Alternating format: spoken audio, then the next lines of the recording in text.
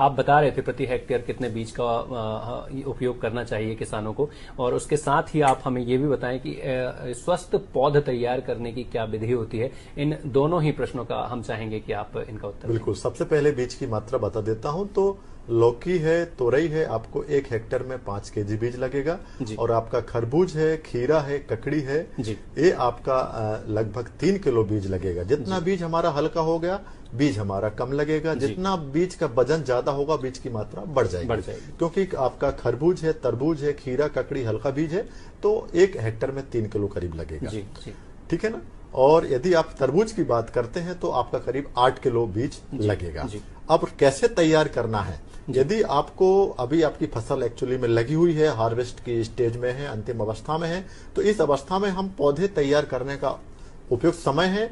Polythene में तैयार कर सकते हैं। तो किसान भाई क्या करें कि पॉलिथीन की जो साइज है, मैं बताना चाहता हूं कि लगभग 16 सेंटीमीटर की हम लंबाई में ले लें और 10 से 12 सेंटीमीटर चौड़ाई में ले लें।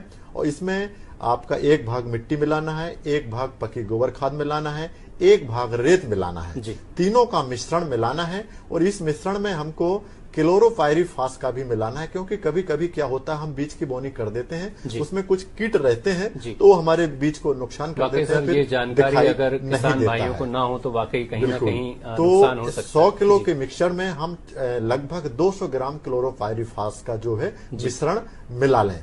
और इस पूरा जो मैंने बताया, 1 भाग मिट्टी, 1 भाग आपका रेत, 1 भाग पकी गोबर खाद, तीनों को मिक्स करके पॉलिथीन के बैग में हम पॉलिथीन पैकेट में भरते जाएं। और ध्यान रखें कि पॉलिथीन का जो साइड वाला एरिया उसमें भी छेद कर दें, और नीचे वाला जो धरातल जिसमें हमको रखना उसमें भी छेद कर दें, ताकि पानी का जल निकास आसानी से हो जाए। नहीं तो क्या होता है कि हमने छेद नहीं किया है और हमारा समय की थोड़ा सा कमी को देखते हुए बस मैं आपसे जानना चाहूंगा संक्षिप्त में, अगर जो युवा हमारे क्षेत्र में आना चाहते हैं, संक्षिप्त में आप उनको क्या संदेश देना चाहेंगे कि किस प्रकार से वह इस क्षेत्र में कदम रखें और सफलता प्राप्त कर सकें? देखिए, मैं तो यही बताना चाहता हूं कि आपको यदि उत्पादन लेना है तो फसलों के साथ साथ में हम जो है सब्जी उत्पादन करें और पुष्प उत्पादन करें, पशुपालन करें, ठीक है ना, मत्स्य पालन करें। और ये सब कुछ करेंगे तो इससे क्या होगा कि यदि हमारा किसी न किसी एक व्यवसाय से यदि रिस्क मैनेजमेंट की बात होती है तो दूसरे से कहीं न कहीं बेनिफिट्स हो जाएगा। क्योंकि आप देख रहे हैं हमारा जो मध्य प्रदेश है। धन्यवाद इस कार्यक्रम में हमारे साथ शामिल हुए, आपने इतनी महत्वपूर्ण जानकारियां हमारे साथ साझा की, दर्शकों के साथ साझा की।